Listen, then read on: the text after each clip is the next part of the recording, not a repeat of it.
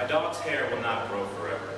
Each follicle reaches its terminal length, and then his body discards the hair, littering them about and vacuum clogging clumps on the carpet and pooling them in the corners of every staircase.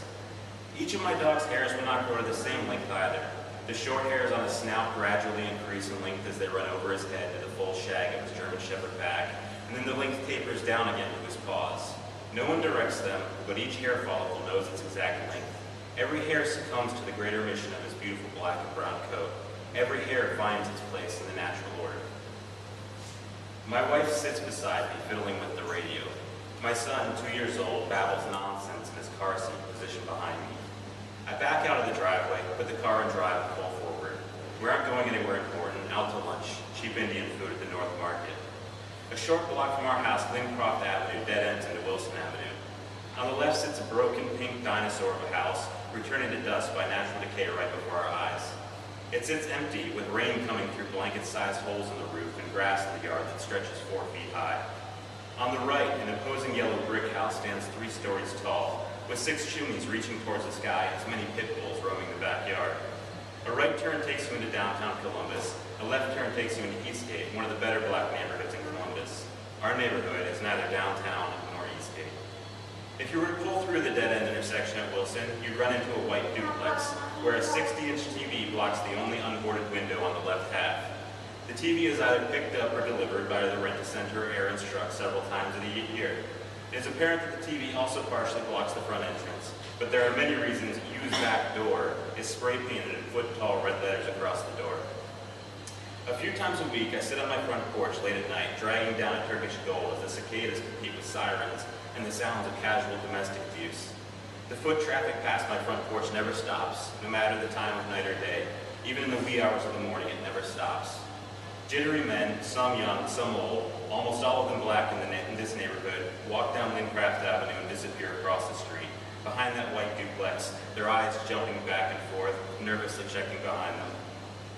15 minutes later, they merge again, heading back up Lincroft Avenue to their vacant garage of choice, but now with a smooth for the big gate, their eyes staring straight ahead, focused, mellowed yet alive.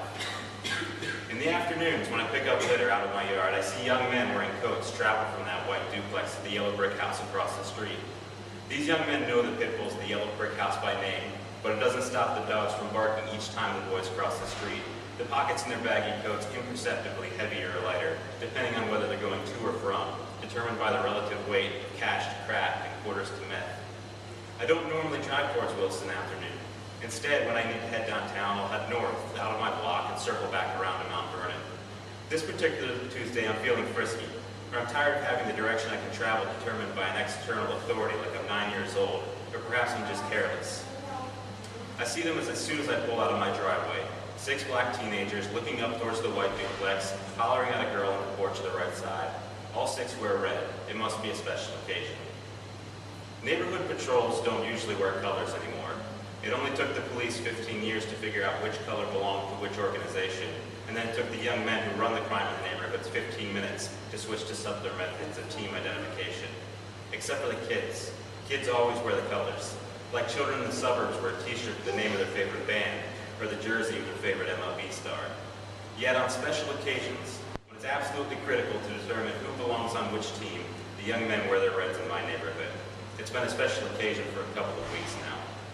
A week earlier, I had seen 6 boys between the ages of 14 and 17, suited up in their reds, traveling east towards Poindexter, ready to help a nearby neighborhood push off the MS-13 or the rolling 22 tags I'd seen pop up north of Broad Street.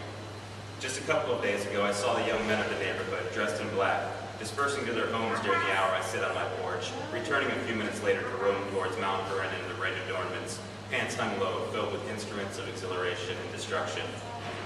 Red socks peek from beneath Daryl's black basketball shorts. James wears a red hoodie. Darius wears a red stocking cap. Alone, these colors wouldn't look out of place, but it's unlikely that every single one of them might have chosen to wear that color by coincidence. On this particular Tuesday, these 6 boys making a ruckus with their backs to me, standing in front of the White House on Wilson where Lincroft dead ends, they're wearing their colors. These teenagers aren't in charge, they don't get paid, they're pawns, they get addicted, they get trapped.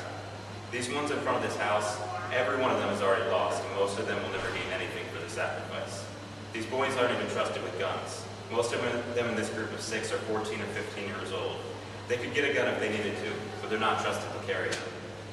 These boys should be in school, but instead they'll stand in front of a convenience store somewhere to take the group's numbers from 2 to 6.